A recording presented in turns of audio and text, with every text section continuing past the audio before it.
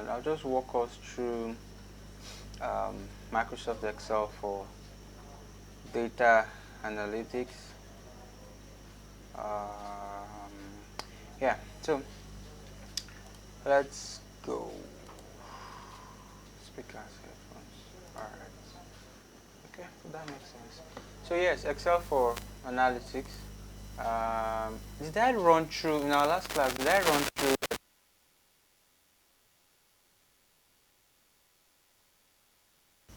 Hello, can you hear me? So I don't duplicate that again. Hello, are you there?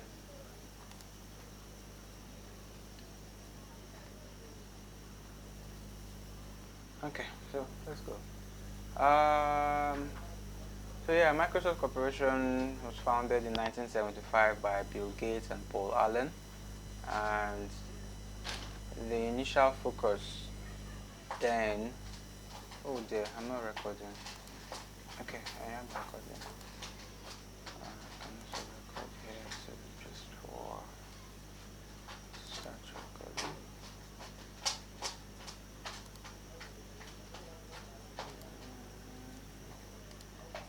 Start recording.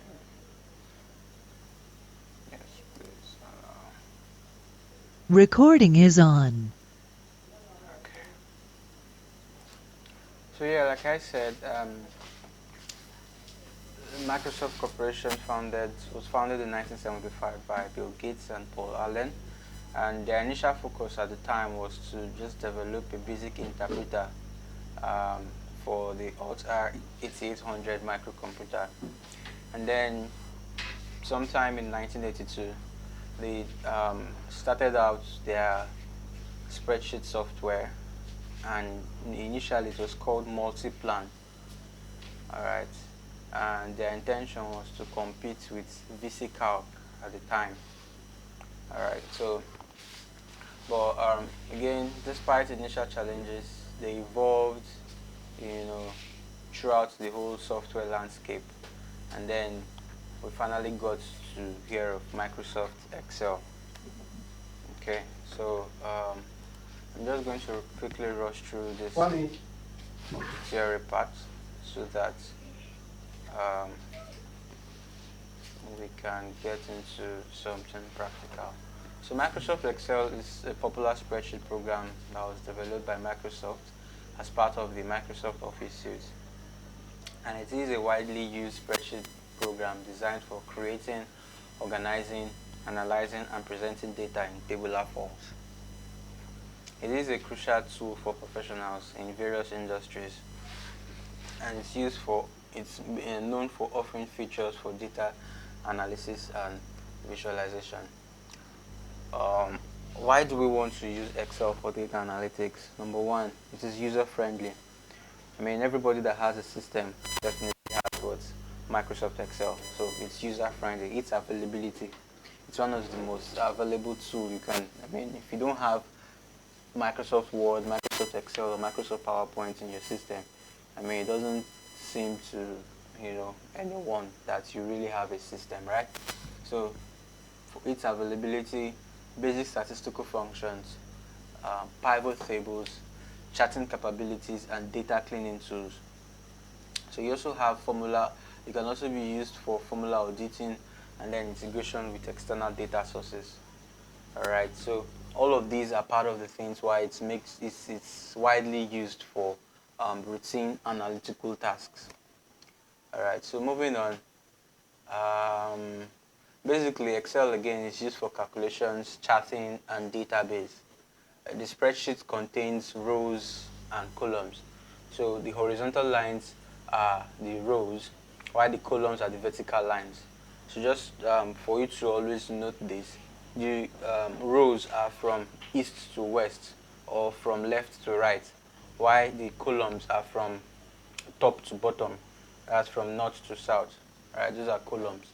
So at any point where a column or a row meets or joins, or at any junction where they meet, is known as a cell. All right, and so a cell. Sorry, Emmanuel, can you hear me? Emmanuel, can you hear me?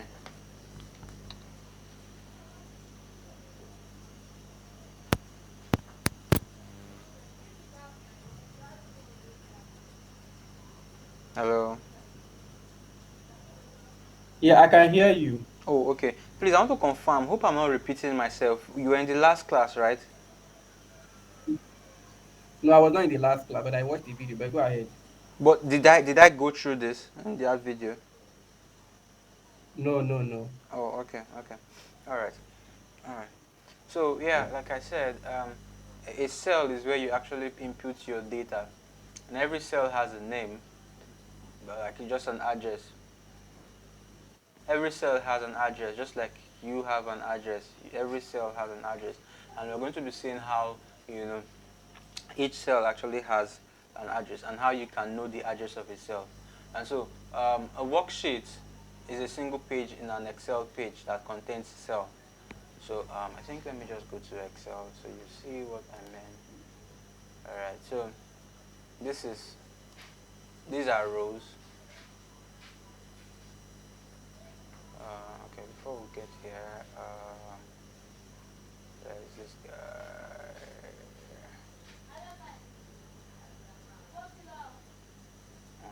Okay. All right. Okay. Yeah. This is what I wanted to show you.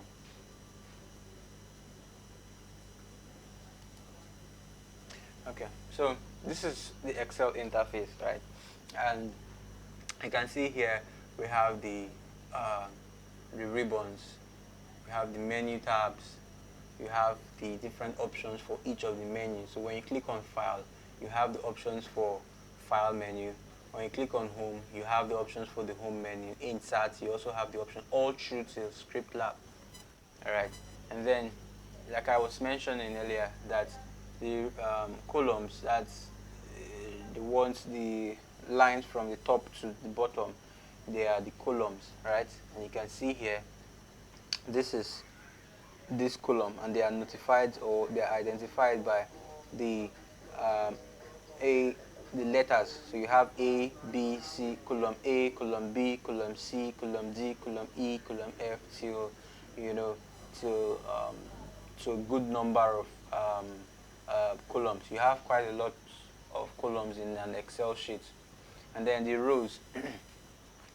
You also have the rows. The rows are identified by number. So you have row 1, row 2, row 3, row 4, row 5, as the case may be. Okay, so I mentioned that at any point where a column meets with a row is called a cell. So you can see this is column H and this is row 9. So at this point where they have met, this is a cell, this box here. Alright, and so if we want to know the address of this cell now, it's going to be H9. H, that's the column, and then 9 as the row. Alright, and so you can see to know an active cell, when you click on any cell here, you would see this green border line around it. Alright, so that's how you know that the cell is active. Okay, so what else? So this is the formula bar. This is where wherever we want to write a formula, this is where we're going to be writing those formulas here. Alright, and then this is the address bar. So because this is the active cell, this is D4, column D, row 4. And as you can see the address bar here. So any cell you select here, you are going to see what the address pop up here. All right, so moving on. Um, take a Excel workbook to be like a textbook or like a notebook. So inside of those workbooks, inside of those notebooks, you have different sheets. All right, so this is a workbook. All right, and then you have the different sheets here. Sheet 1, sheet 2. You can add as many sheets as you want to add. All right. So, uh, yeah, I think that works. So this is the status bar. This shows you. You can see here. It shows you if this what's it called? This Excel worksheet is actually, if it's ready, if it's something you can save. So you can see it here. It says ready. All right. So that's for the status bar. And so, am I missing anything here? I'm not sure I'm missing anything here. So let's go to the next slide. So like I said initially, the active cell is a cell which is currently selected, while columns, they are the vertical sets of cells. And a worksheet has about 16,384 columns. The worksheet has about 16,384 columns. Just like I said here that these are our columns. Why is this taking time to load back? Alright. So for all these columns you're seeing here, 1, 2, A, B, C, D, you have about 6,384 of all of them. Alright, so you want to note that. And then why is my slides not responding? Okay. Then for the rows, you have about 1,048,576 rows. Alright, so these are the number of rows you have in an Excel sheet. Alright, and then field handle. So I'm going to talk about the field handle when we get into Excel proper. So just hold on for that. But just note that it's a small dot that is present on the lower right corner of the active cell. It helps to fill numerical values, text series, insert ranges, insert serial numbers, etc. Excel range. This consists of 2 or more adjacent cells. These cells can be in the same rows, columns, or multiple rows and columns. Alright, so if I go to my Excel sheet here, I didn't ask you to do that. So now, I said I was going to mention something about the fill tool. So we have 3 different types of cursors in Excel actually. We have the select cursor, we have the move cursor, and we have the fill cursor. So if you look at this border, this active cell that I have selected here now, if you look at the right corner here, you will see a dot. So this dot here that you are seeing is the fill tool, just like we mentioned in the slide. So assuming I try to write, let's say, Emmanuel, right, and I want to fill everything here with Emmanuel. I'll just come here, click on this guy, and then you see this fill tool. I'll click on it and drag down. So I'm telling Excel that, hey, I want to fill everything here with what? Emmanuel. Did you get that? Alright, so I'd love to get feedbacks though. If you can give me feedback, that'll be fine. Okay. So moving on, I also talked about Excel range. So Excel range can be, it just has to be 2 or more cells. 2 or more cells. So if I select these 2 cells, this is a range of cells. So this is going to be N13 to O13. Remember, each cell has an address, and to know the address of a cell is going to be what? The column and the row. So this is what? N13, which is this, and this will be, if I want to select everything here, if I want to select these guys, this is a range of cells. Everything here now is in a range. So this is going to be N13 to, this is R21. So if I want to reference these cells now, I'm going to come here. Let's assume I put in some figures here, 34, 45. I'm just going to randomly fill this here. So if I want to reference these cells now, I can just come here. And say equals to, this is N13, right? So I'll say N13, sorry, that's N14. N14. So now that I wrote N14 here, you can see Excel automatically recognizes that this is what you are referring to. So because I want to get the entire cell here, I'll just put a column here, and this is R19, so I'm going to say R19. So you can see, so this is a range of cells now that I have just referenced. If I hit enter here, Excel is going to, because I made this a formula, remember my formula was equals to N14 to R19, so it means that I want to reference everything that is here. So if I come here now and change this 34 to 1000 and say enter, can you see this one has already what changed as well? So it means that I have referenced this particular what cell range. I've referenced it here. Now what this means is, I think in the next when we go into practical proper, we're going to talk about cell referencing as a standalone course. All right, so we're going to do that yeah, in the coming sums. So yeah, so I just thought to mention when I refer to Excel ranges.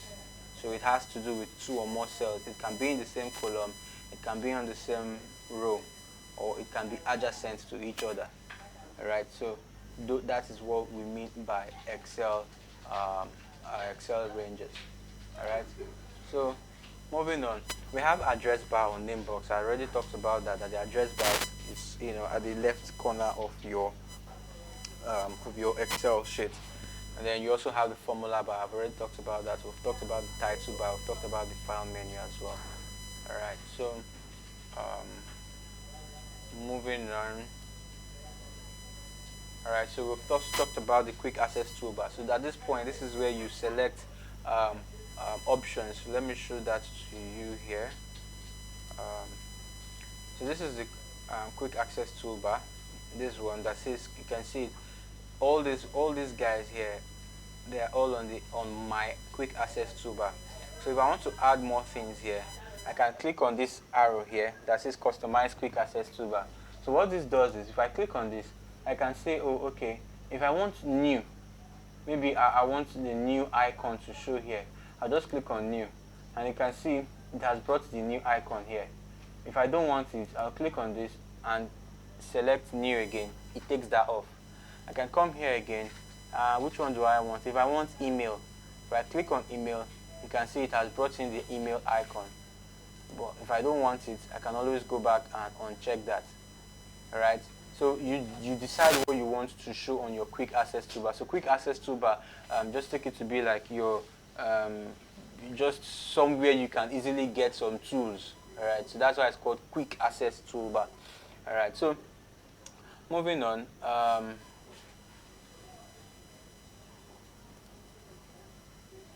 Did I miss anything here? Alright, I've talked about the worksheets tab as well. So this tab allows all the worksheets in the shows all the worksheets in the workbook. And I wrote here, there are about 255 worksheets in the workbook. And you can always rename the worksheet name. So if you come to this worksheet here, like you can see, I have all of them named here. Basics of Excel, cell referencing, match function 1, match function, start function.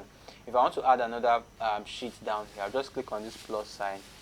So automatically, because I was in basics of Excel, it added the new sheet to the next one. But I can just click on this and drag to where I want it to be. So now I've brought it here. I can decide to call this, I'll just double tap on this name, that's the sheet 1, and I can call this Emmanuel, and I think King David is here, and King David. Alright, so that's the name of that sheet. You can see. So if I click on this guy now, I can decide to give my different sheet colors. If I right click on this guy, you would have an option for, sorry, what happened? What just happened? What just happened?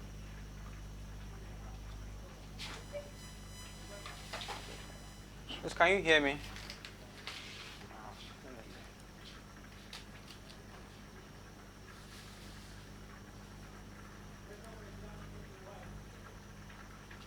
Hello, can you hear me? Can anybody hear me? You can hear you. Oh, okay. All right, so, okay. Thank you. So yeah, I was talking about, I said you can change the colors of these sheets names here, right? So if I right click on this, what's happening now? Why is my system? Right click on this. Now you can see tab color. So I can decide to say, okay, this David and Emmanuel, let me make them red. So I can decide to come here, change this one, go to tab color, and I can decide to change it to what's blue or something. So that works. So it depends on how you want your stuff to actually look. Yeah. So yes, that's for that. Then you can decide to if you want to delete, if you want to insert another sheet here, you can click on insert. If you want to delete, the same thing. If you want to rename, if you want to move or copy, if you want to view code, if you want to protect the sheet, so you just click on protect sheets and then you give it a password. If you click on protect sheets, you can give it a password to protect the sheet, to unprotect. So if somebody wants to access this sheet now, that means the person has to have a password, all right, to do that. Okay, so that's for that. I think we can move on to, where we are. Where's our sheet? Wow. Okay. All right, so here we are.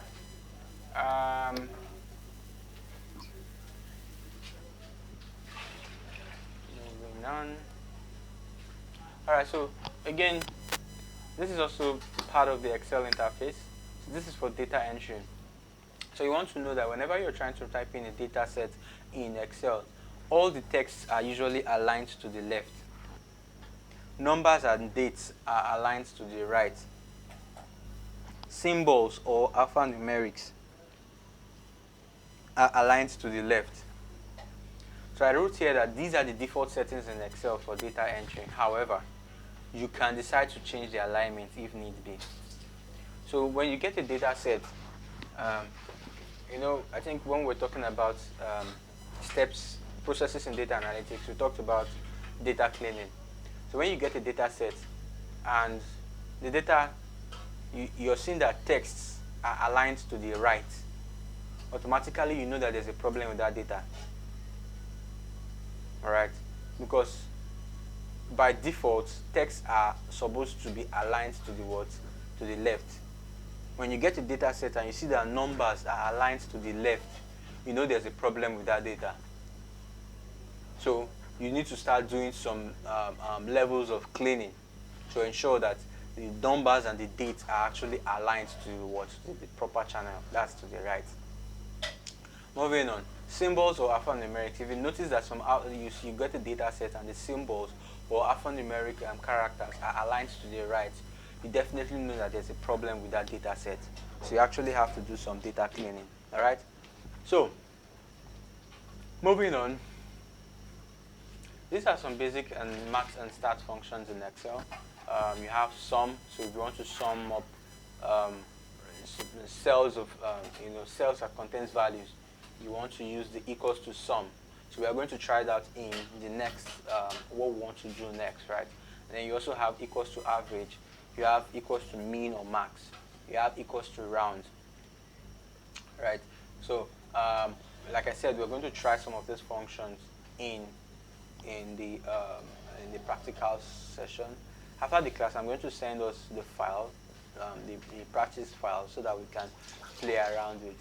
And then you have integers. If you want to round up the number to a particular, to the nearest integer, you can use the function equals to int. And if you want to find out the square root for a particular number, you can make use of the square root function, which is equals to sqrt.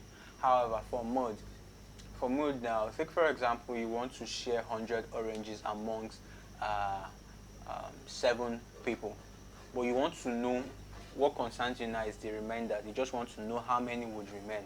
So you can use the mode function to do that. So mode function will return the remainder of a division operation. All right. So absolute actually returns the absolute values of a number. So if you have series of figures that are in the negative form, take for example, you have -4, -3, -2, -5, and you want to convert them to an actual value or to an absolute value. That's the values without the negative sign. So you can make use of the absolute function, which is equals to abs, bracket open, and then you select the cell, or you can type in the figure you want to change. All right, then you have the log. So this function calculates the logarithm of a number with a specified base. All right, so you can have equals to log bracket open. So then back then in secondary school they'll tell you get me log 10 base 5. So you have to go look through the log table to look for 10 where it falls on that row 5 and all of that. But with Excel now, you can just make it say equals to log bracket open 10 comma 5, and it's just going to give you the figures. So we're going to see all of that as we go. We also have statistical functions in Excel. So statistical functions in Excel, they are pre-built formulas that allow data analysts to perform various statistical analysis. Take for example, you want to find out the count of the number of persons who attended the call, or number of persons who registered for an event.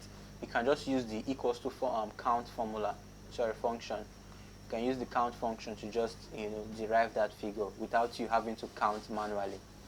Right, count A also gives you room to count all. So what count function does? Count function only counts cells that contains figures or numbers. All right, but for count A, count gives you room to count both numerical values and alphabetical values. So it's alphanumerical. So whether it's symbols or not, it just counts any cell that is not empty. That's what the count A counts. However, we also have one, I don't think it's here, that's the count blank. So if you want to count cells that are blank, that are empty, then you make use of the word count blank. Count blank. Alright, so moving on, we have count if. So count if now means you want to count some certain cells based on a certain condition. Alright, so that's why the if is there. The word if, or the statement if, is what it has to do with conditions. So it means you want to count based on a certain conditions. Alright, so moving on, you also have the sum if, means you want to sum a certain number of cells based on a criteria or based on a certain condition. You also have the average if, the same thing. Then you have median. So median returns the middle value of a range of numbers. You also have modes. Now this time around is MODE. So modes returns the most frequently occurring value in a range of cells. Alright? And so you want to take note that whenever you want to write a function or a formula in Excel, you must start with equals to. So remember when we were when you were doing maths in lower grades, you would do take for example, you want to do 2 plus 2. So you write 2 plus 2 equals to 4, right? But in Excel, you start with equals to, so it's equals to 2 plus 2. So the reverse is the case in Excel. Right, so we're going to see how all of that is feasible in Excel practical as we go on. Alright, so alright, so the next thing is conditional formatting. So I think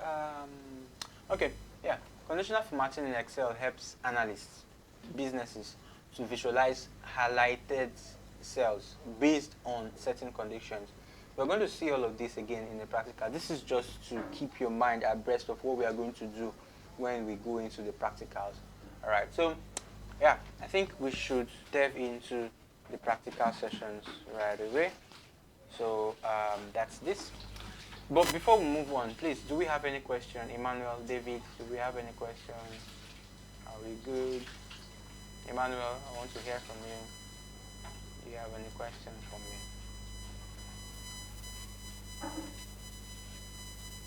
Hi, Emmanuel. People have been hearing me. Hello, can anybody hear me?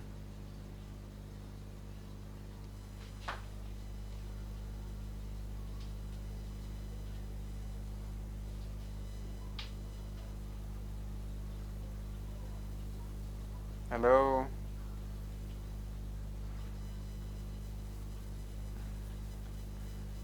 Hello? Hello, I can hear you. Oh, okay. So I was asking if anybody has questions.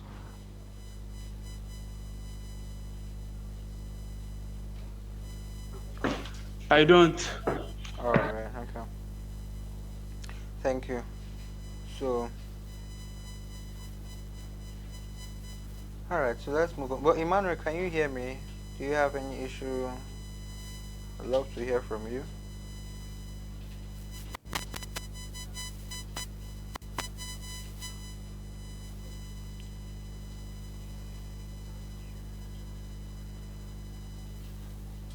Okay. Can't seem to hear from Emmanuel.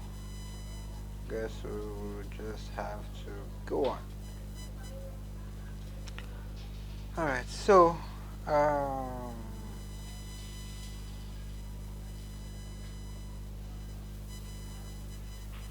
okay. So yes, look at this table here. We want to see how we can create our own table. This is just a list of um, data sets. We can see for a company, we want to know the number of persons per department. All right. So we have January, we have February, we have March, we have April, we have May, June, and July. So for us now, I want to see how we can be able to, because I want to assume that not everybody here, is have basic knowledge of Excel. So we want to see how we can start from um, the lowest of Excel. So we are going to see how we can create something like this for ourselves. And so um, moving on. So we want to see from July, we want to create a more like a budget for July. Okay. Um, so we want to create a food budget. So we're going to say here we can call this. So the first thing you want to do is have a name. Why don't I have here? Okay, good. So the first thing is we want to get the budget for July. For sorry, if food stuff budget. So the title of our table is going to be what? Food stuff budget. All right. Okay. So then we want to have um, the different months. So we can start with July. All right. So now remember I talked to you about something called the fill tool. So Excel already recognizes this as um,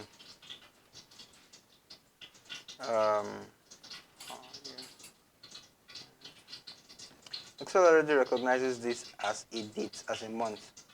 So I can just use the fill tool to drag to the right till I get to December. So Excel is just going to fill it because it recognizes that this is a month. So the next month is going to be August, the next month will be September, the next month will be October till we get to December. Alright?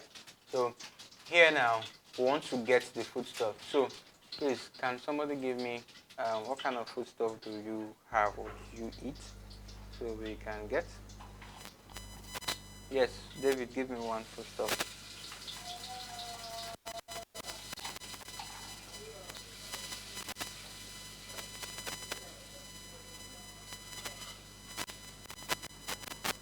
Hello?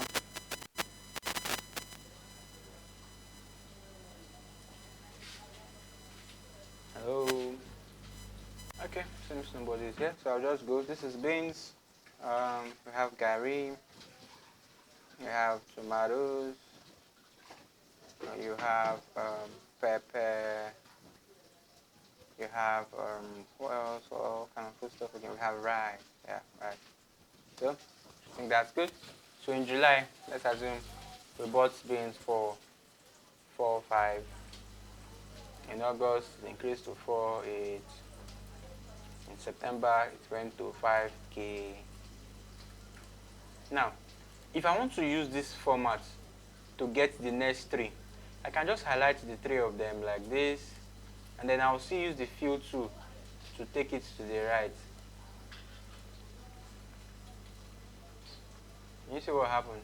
So it's this Excel recognized that we used somewhere between, this is 4 5 plus 300 gave us 4 8. So it used this is 300, this is 4 8 plus 200, that's about 500. So what it's doing now is it added 266.67 to 5,000. It also added that same figure to this, and it added, so the differences between the three of them, it now used it to derive these other figures. Okay, so you can come here too and say, Gary, I bought Gary, let's say 4,000, and let's assume this to be 4 or 5. So I can just use this to, so you can see it has added 500 to it because it realized that you use 500 here, 4,000 to 5, 4, 5, 5, 5 to 5,000, 5,000 to 5, 5. So it uses kind of a what's it called? A prompt. So what you use in the first one, just take for example, if I want to number this now, and I say 1 and 2. So all I need to do is highlight these two of them and use the fill tool to drag down. So it's going to give me, it's going to realize that, oh, okay, so you just added 1 to 2, you added another 1 to 3, like that. If we do the same thing by saying 2 and 4,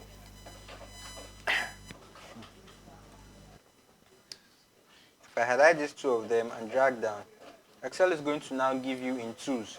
So you see 2, 4, 6, 8, So even if you have odd numbers, so let's take for example, this is 3 and then this is 5. Alright, so if I drag these two down, so it's going to give you as the odd numbers. You have 3, 5, 7, 9, 11, 13, and so on and so forth. So the same thing here, we're going to do the same thing here. Tomatoes, I know tomatoes is now one of the most expensive commodity in Nigeria at the moment. So we can say 5K.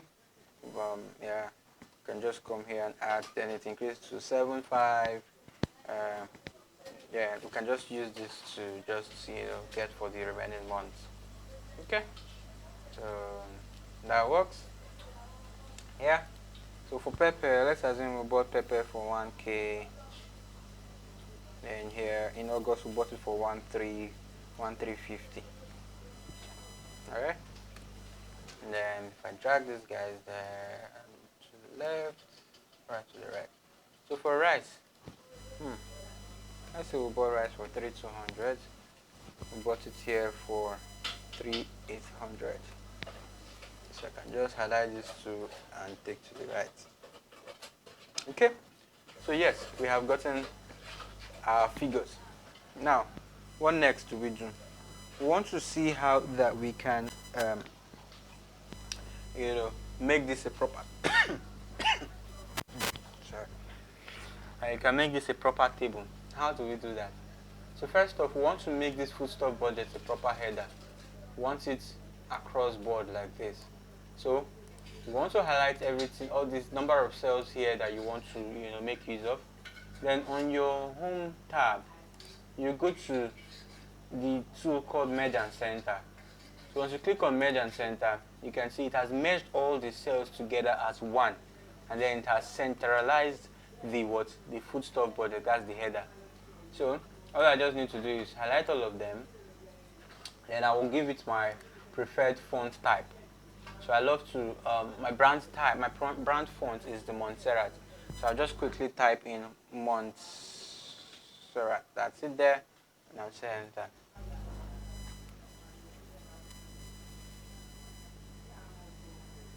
Alright, so here we go.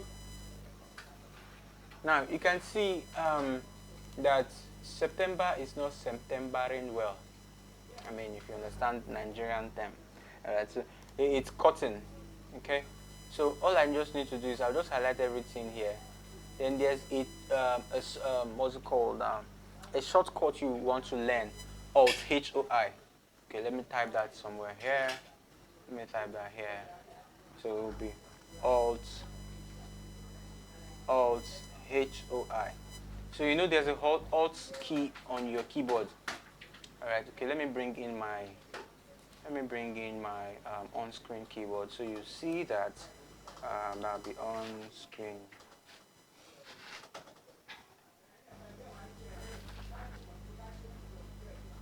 Yeah, on-screen keyboard.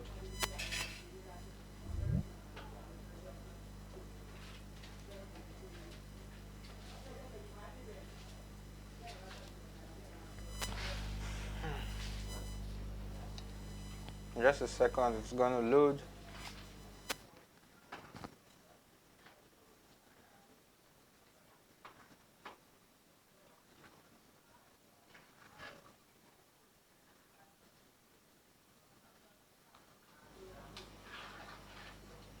What's happening? Why is it taking time to load?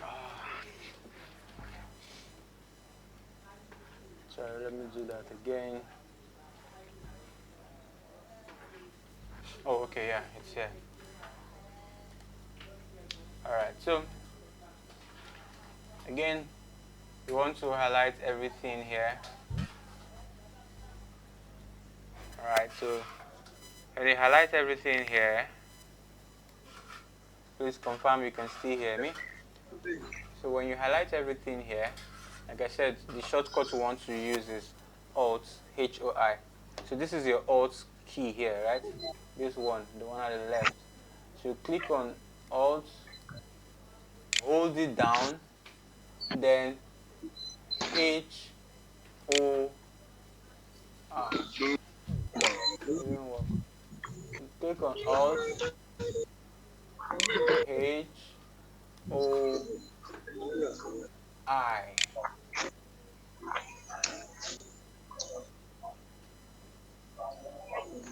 Okay, let's do that again. So, sorry, I need to highlight it again. So, Alt HOI. All right. Sorry. Can you? Yes, thank you very much for muting yourself. Okay, so now that I did that using Alt HOI, make sure your Alt is pressed down, then you go HOI. So as you can see, it has expanded the column width automatically. So that's the shortcut you can use for that. So we want to do some more formatting here. I can decide to highlight all these guys. I'll put them at the center. So I'll just say, I'll use the alignment tool here and centralize them. Alright, so put that at the center. Then I'll make them bold because they ought to be a header. Alright, I'll also do the same thing for our foodstuff. Make this a header. For foodstuff budget too, I'll also make this word a header as well. Alright, so I guess we are good to go. Yes, so one more thing. We want to make sure that this is in a table because the way it is now, it's not in a table. How do we know that? Let's try to print. So if I go to File and I click on Print, I'll click on Print. Now let's see what the preview looks like.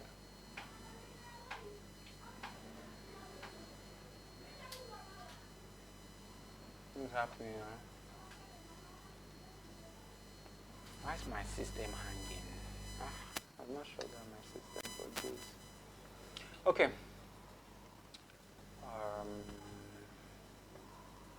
Alright, so this is what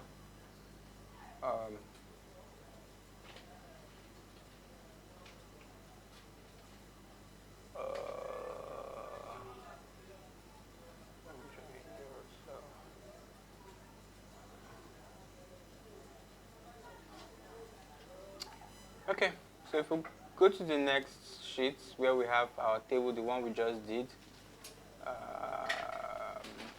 Alright, so you can see our table. It doesn't have borders, so we need to go create some borders. So I'm going to go back, then I'll highlight all of them. I'll click on, you can see here on the fonts category, you can see this border, bottom border, this border icon here. I'm going to click on this icon, the drop down here. I'll click on it, and then I'm going to select all borders. All borders. Alright, so now you can see that we have actual borders around it. So if we try to go and print again, let's see. I click on print. It's going to load. Just give it a while. I'm not sure why that's taking.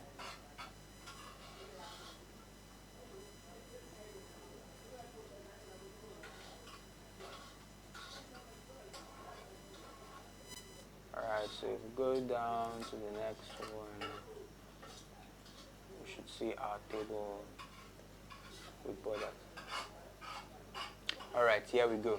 So you can see we now have actual words, actual borders. Alright, so yeah, so that's how to get, actual borders into your sheet. However, like I said initially, we have about three cursors. We have the select cursor, we have move cursor, we have fill cursor.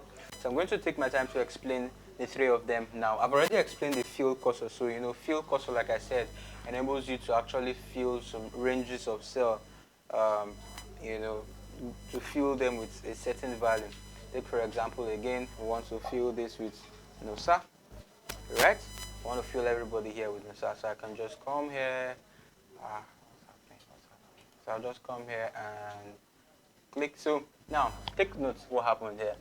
So when I take my cursor to this far right corner here, you can see there's a dot here. You see the cursor has changed to a dark, smaller cursor, right? So this is the fill cursor. So it gives me room to fill down. I can also fill to the right, so that's the fill cursor. However, we have the next one is the select cursor. So automatically, by default, you can see this big guy. I usually call it the big daddy. That's the big, cursor. You can see it. So this one gives you room to select.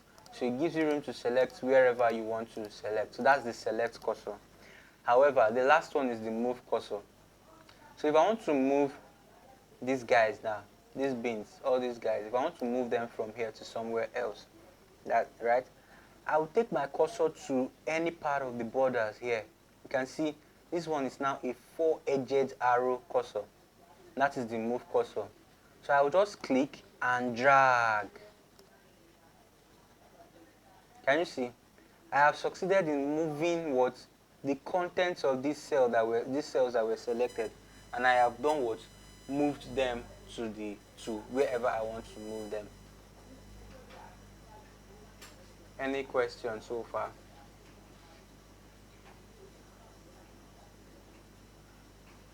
Hello? I need feedback, please.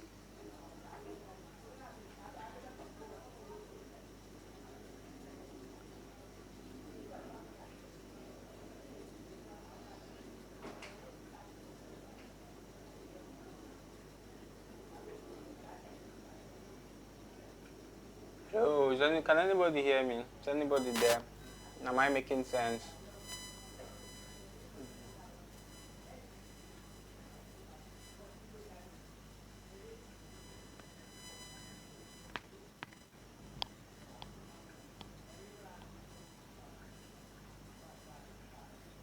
You're making sense, sir. You're making sense. All right, thank you. Okay, so yes, moving on. Hopefully time permits us. Let's talk about cell referencing. Yeah, cell referencing. So cell referencing is actually a very, very broad topic, but I'll try to, take my time to explain what cell referencing is all about. So just like the name, cell referencing, reference. You want to reference when you say I'm trying to reference what this person has said. So it means I'm trying to quote whatever that person said, right, into my own talk or my own topic or whatever I'm saying, into my own discussion, into my own conversation. So it's the same thing. So take for example here, remember I told us that when you want to sum up the values for a particular range of cells, right, the formula is equals to sum. So we're going to try that here. I will say equals to sum bracket open. I'm going to select all of these guys here. So I just select the first one and then I'll drag to the right to the end, right? Because we want to know the total for what game, the total figures for game app. Okay, so I'll close brackets and hit enter. So it has told us that, hey, guy, this is what the figure here, the total figure is what 1100. All right. So basically, what we have done now is, sorry, I forgot to mention that we have about 4 types of cell referencing. The fourth one is not necessarily used. That's why I didn't add it here. So we have the absolute referencing, we have relative referencing, and we have mixed referencing. And then the fourth one is the 3D referencing. I'm going to explain that, in a later, in a later discussion, right? So, but now we want to talk about relative referencing. So now that I have gotten this total, so I don't want to come here again and start writing equals to sum bracket open. Sorry, I wrote dumb here. It's supposed to be sum. So I'm going to say equals to sum bracket open. I don't want to come here and do all of this. This is going to be time wasting. All I just need to do is, since I've gotten the first one, I want to reference the kind of formula I used here. All right. So I'm just going to use the fill tool here and drag down. So automatically what Excel has done now, it has referenced the formula, the kind of formula I used here. It has referenced it to solve for the total for this second application. It has also used it to solve for the third kind of application. So that is relative referencing. It is relative in the sense that the same formula that was used here will work for this. The same formula that was used here will also work for it. So they are what? Relative. Again, am I making sense? Or have I lost you? I didn't really grab that part, sir. Can you come again? The relative referencing. Alright, I'm going to go back again. Sorry, give me a second.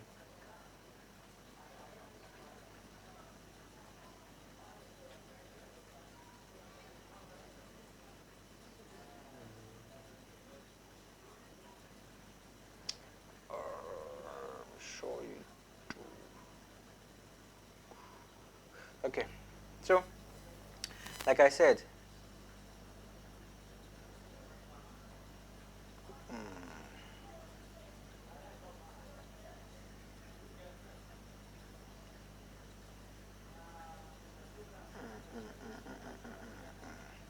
okay. So the idea now is, as a data analyst, all right, somebody who wants to become a data analyst, you want to do your job effectively. And I remember in our previous class, I tried to explain the difference between doing something effectively and efficiently. All right. Um, so when you want to do something effectively, it means you've just done the job, not minding how long it took you to do it. But when you talk about efficiently, it means you're not just doing the job, but you're doing the job as soon as possible with little amount of time. All right. So that's your goal as a data analyst, or as a prospective data analyst. You want to actually do what you ought to do, but with time um, um, as an essence. All right. So I'm going to come here and say, again, remember the formula is equals to sum bracket open, and I select this guy.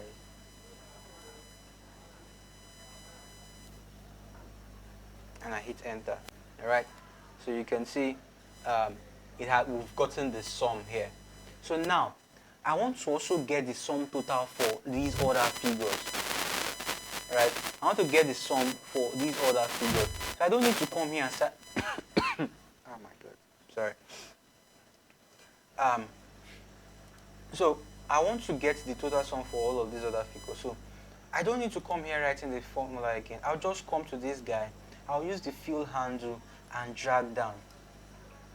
So what I have done here now is, based on the same formula. If you open this formula, you will see that it's the same thing it did for the first one, making it what? Relative. Actually, I'm sure when we try to do the absolute referencing and mixed referencing, you're going to get the whole idea between why it is relative. So it's relative because the formula that was used for A can be used for B. The formula that was used for B can be used for what? C. Do you understand that now, Victory?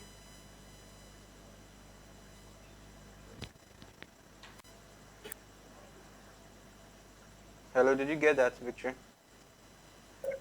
Yes, sir. Yes, all right. I got the explanation. Great. Now, let's take a look at the next one. The next instruction says, give the percentage of each app in comparison to the total of the year. So first thing you want to do is, now what it means is, this one, the total for game application, we want to know how much it is bringing to the overall total. That's what the question says. The question says what? Give the percentage of each app in comparison to the total of the year. So first things first, we want to get the sum total. So I'm just going to do this.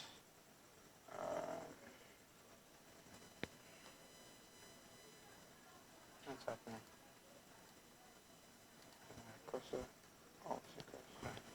Alright. So that's the formula. So again, I'm just going to use relative referencing here to get the other totals, right? So now, the next thing we want to do is we want to get the total of the overall total. So I'm just going to put the formula here, equals to sum, that's the sum of all of this, and say enter. So now, we want to know what percentage is the total for game app bringing to the overall total. Alright? So, does anybody have any idea how we do that? You know, to get the overall total here, it's supposed to be 1100 divided by 2495 times 100.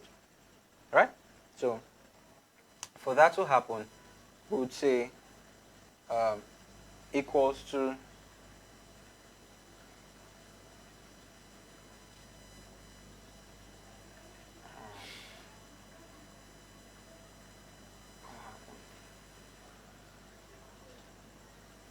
sorry, give me a second.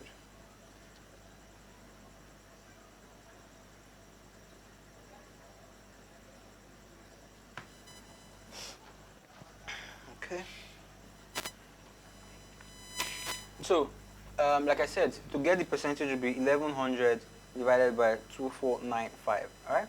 So it will be equals to 1100 divided by this guy. That's F4 divided by F17. Okay? So when I say enter, alright, so because I've already inserted this in as percentage, that's why you have 44%. But let me try this here. Equals to this guy divided by this guy. See, it's telling me this is 0.444. Well, I just need to come here, and you can see on the number format here, click this and just change it to percentage. Alright? And so you can see we have 44.09%. Okay?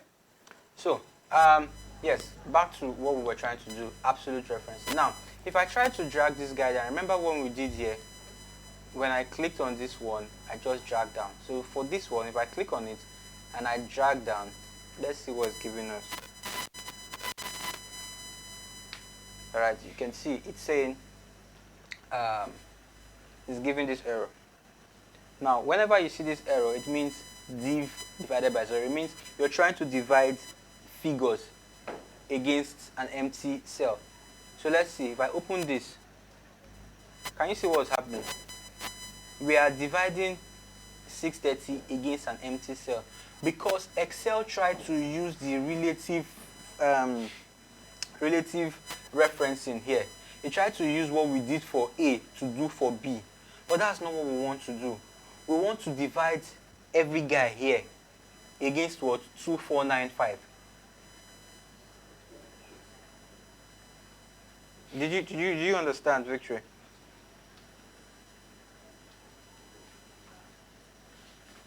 Yes, I understand. All All right. All Yes, right. I got this one. Okay. So So I'd come here, and what I want to do now is I want to tell Excel that if I drag you down, please don't come and divide by this guy, or don't come and divide by this guy. Just divide by only 2495. So that means we need to put this guy inside a box and lock it with padlock. So we'll come here, open the first formula, and which is our constant. Our constant is what? 2495, which is F17. So what we want to do here now is called, and again, remember, absolute referencing. So it means that we are locking the column and the row. The column and the row. So in front of F, I'm going to simply put a dollar sign. In front of 17, I'm going to put a dollar sign. So it means that I have locked F as a column and 17 as a row. So if I hit enter, I can now drag down. And if I open any of these guys, you will see that it is locked, it is what? Divided by F17, which is 2495. If I do the same thing for this guy, you will see that it's also locked this one by, it has also locked this guy, 2495. Do you have any questions?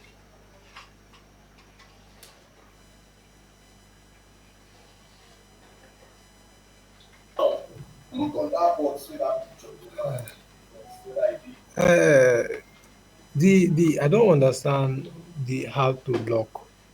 I know So when I saw you use locking, the dollar sign. yeah, so locking just means that you're putting a dollar sign in front of F as a column and 17 as a row. Okay, okay, okay, Yeah. okay. It's just that I'm not practicing at all. That's why. You're not practicing as you're trying it Okay. now. No. I'm watching your screen. I'm using just a single system, Oh, okay. but I will listen to the recording again and follow suit. All right. All right. No problem. Okay. So Okay. yeah. So that's for absolute reference. So what absolute referencing does is it enables you to lock both the row and the column. Okay. So that's what absolute referencing does. So now let's go to the next one. The next one says calculate the percentage for each quarter for each app. Calculate the percentage for each quarter for each app. Calculate the percentage for each quarter. So what we want to do now is we want to know how much is quarter one for game app bringing into the overall total for game application. So first off, again, we need to get what? The um, total, sum total, and I'm just going to drag this guy down. Okay, so now here we want to know how much 100 is bringing to what? 1100. So the formula is supposed to just be 100 divided by what? 1100 multiplied by 100. So I would say equals to 100 divided by 1100 and hit enter. So again, because I've already turned this to percentage, that's why you have it here as 9%. All right. So now, if I decide to take this guy to the right, can you see what's happening? It's bringing errors. All right. So what do we need to do? We need to lock certain things. Now, Lock. Yeah. this one now is mixed referencing. But let's try to do the absolute referencing and see if we are correct. So if I open this, remember this is what we want to lock, 1100. So if I decide to put the dollar sign here and put it here and say enter, now if I drag this over, we would get the values. But what if I drag down? Now, to actually know if we are correct, everything here has to be 100%, right? So I'm just going to do the sum total of this. Correct? That's correct. If I drag this guy down, what do we have? So you see, we have 57% here. We have 70% here. Why? So let's check what's happening here in any of these other ones. That's if I open this, can you see what's happening? It's dividing this utility app quarter for figure for quarter 3 against the total for game application instead of the total for utility app. Can you see what's happening, Victory? Yes, sir. Yes, I can see. Okay. It's dividing the total against the The total utility for, app. yes, exactly. So now what do? We want a situation. Just give me a second, please. Yeah. So now, if you want to get the for this one now, what do? We want to ensure that whenever we drag down, it leaves this 1100 guy and come to what 630. So we'll come to the initial formula, open it. Now, what do you think is constant in these totals? The total for game app, the total for utility app, the total for productivity app. What do you think is constant? Any idea, Richard?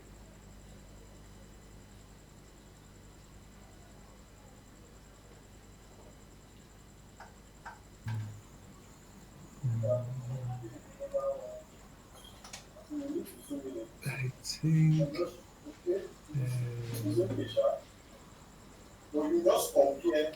Is it? I, sir, please, can you? I don't. Is it? Okay, Is so it the yeah. figure? No, now check, Is it check, the figure? check now. What's see I this think one? This is 100. F22, right? Let's check what this one is. Yes. Let's check the Yes. next one. The next one is what? Sorry. If this is F, if this guy is F22, this one is F23, this one is F24. So what is common among them?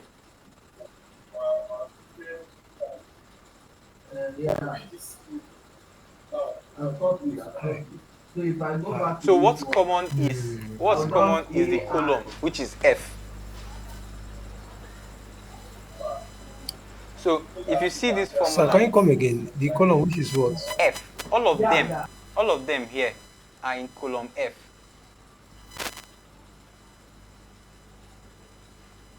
Do you get that? Yes, yes, yes. Good. So that's what's constant. So now, if you look at any of these formulas here, let's see this guy. So the thing that is changing or that ought to change is the row number, which is 22, 23, and 24. Is that correct? Yes, Good. yes. So what we'll do here now, I'll open this guy. I will take off. Remember what we did for absolute referencing was that we locked column and we locked row. So now I'm going to take off the Yeah. dollar sign in front of what? Row. Because we want it to move from F22 to F23 to F24. So if I take off the dollar sign, it means we have made the rows to be free. So if I hit enter and now I try to drag to the right and I drag to the bottom, you can see if I open any of them here now, you can see this is F23 because we gave it room to move to the next one, but we have ensured that F is constant. So it cannot go to K23, it cannot go to E23, it must be on F. But it can move downward, it can come to 22, it can come to 23, it can come to 24, but it must be on column F. That is mixed referencing. What we have done is we have locked only the column and we have left the row open. Is that clear? I get that now. All The right. row is left open and the Good. column has been moved. Good. Now, if what we have done now, all right, you feel you understand it, I want you to try out this one.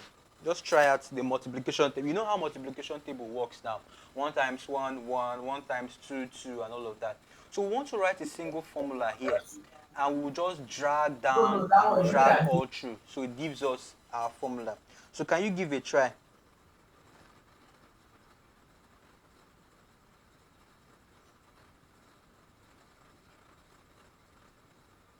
Is it? I will just explain with mouse or because And with just tell mouth me what abi. to write. Tell me what to write. I will type it in here. Ah, So remember, what do we want to do actually? It should be 1 times 1, right? To get this value. yes. Good. So how do we write that? It should be equals to this 1 multiplied by this 1. Is that correct?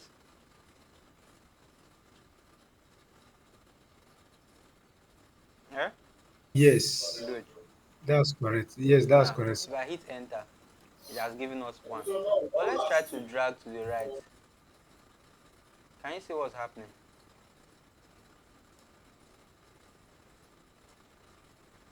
So let's see what's wrong. Let's select any random one and see what happens.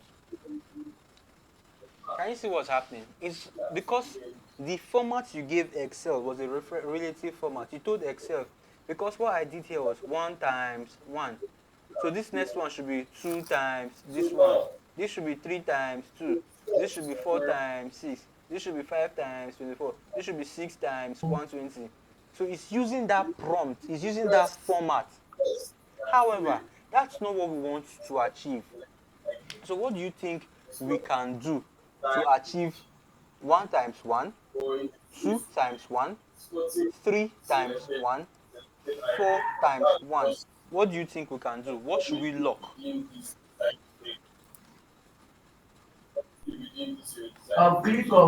We should lock the columns. For which of the columns are we locking? You know we have C28 and B29. So which of the columns are we locking?